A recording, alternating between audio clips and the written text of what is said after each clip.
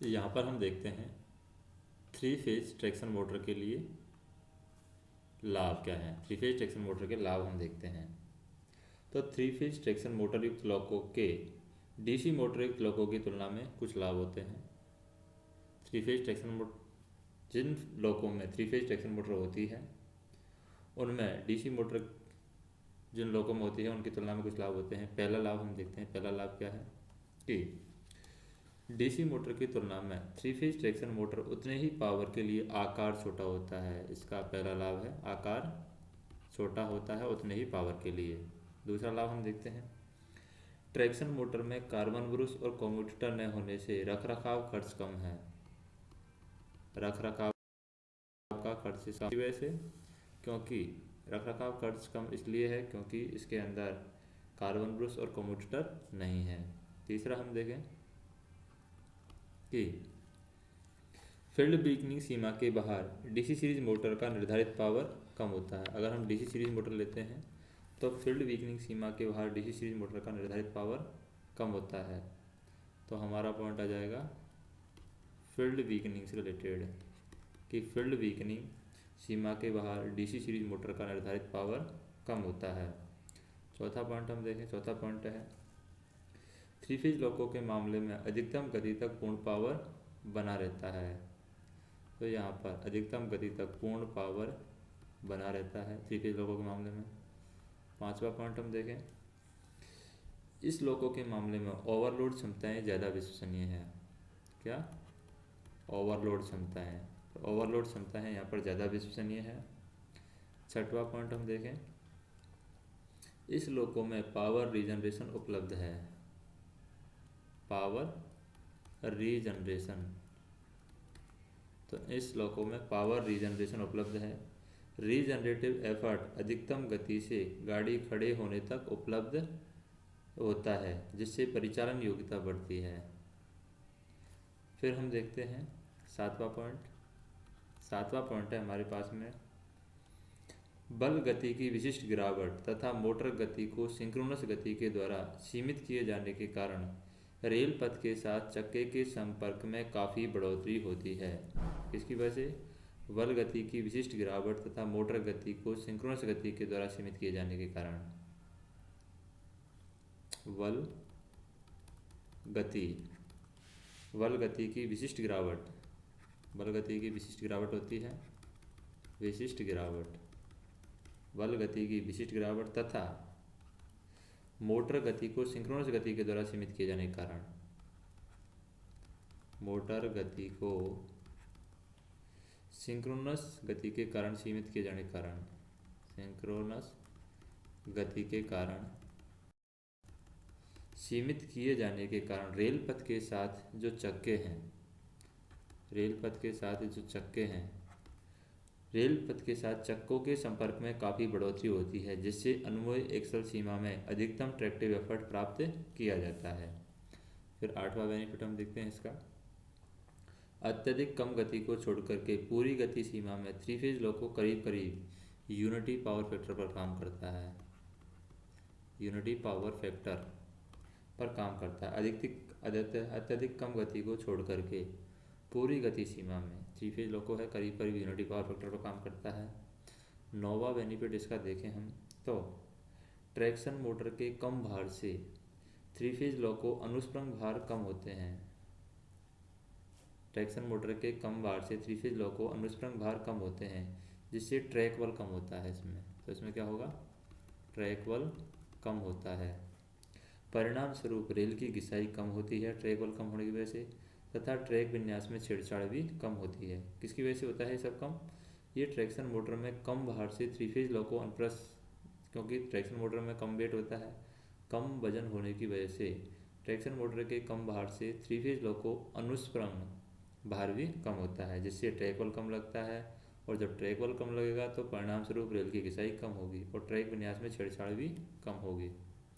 अगला पॉइंट है three phase traction motor के लाभ में कि थ्री फेज ट्रैक्शन मोटर की दक्षता डीसी मोटर की तुलना में ज़्यादा होती है। तो यहाँ पर दक्षता भी इसकी ज़्यादा होती है।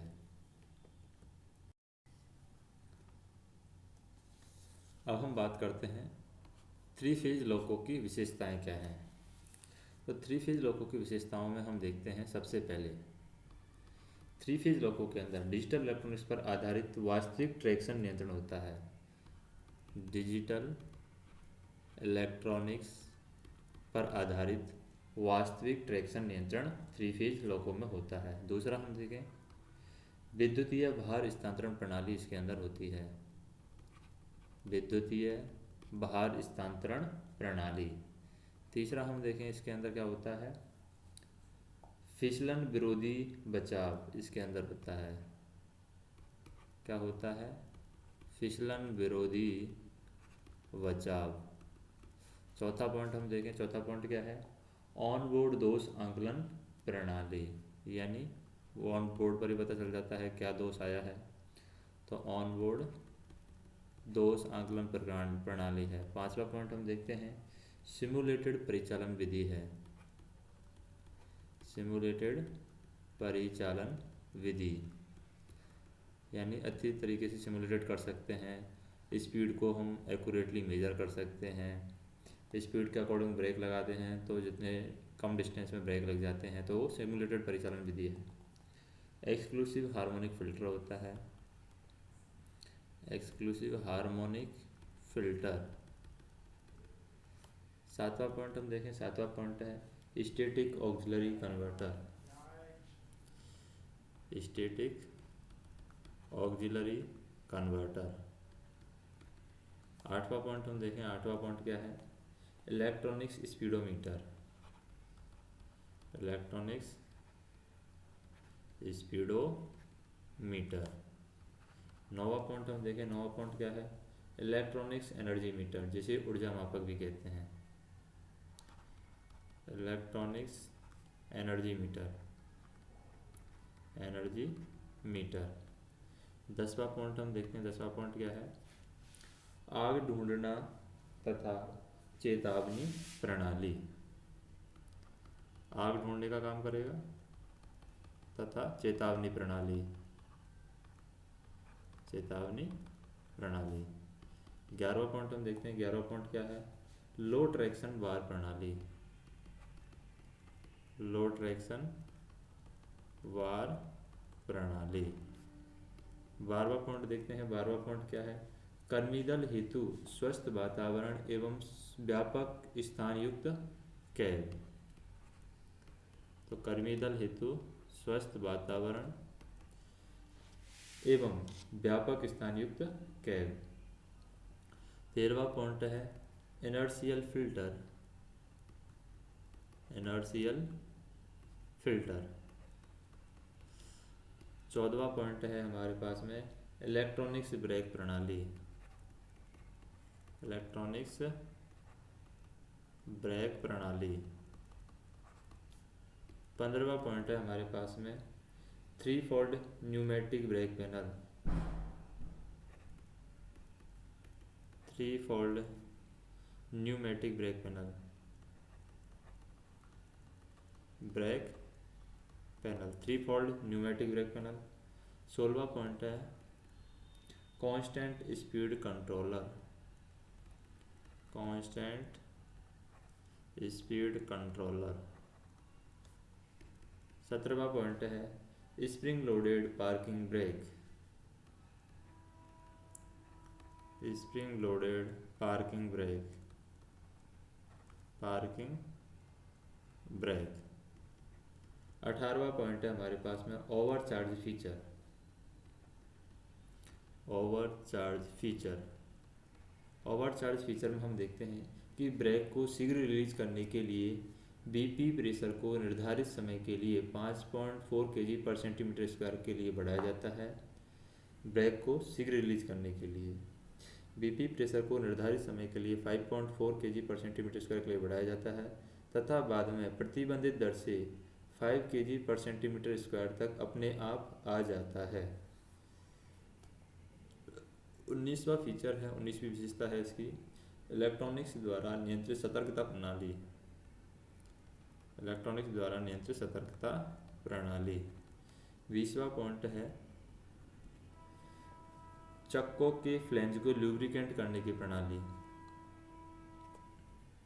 चक्कों के फ्लेंज को ल्यूब्रिकेट,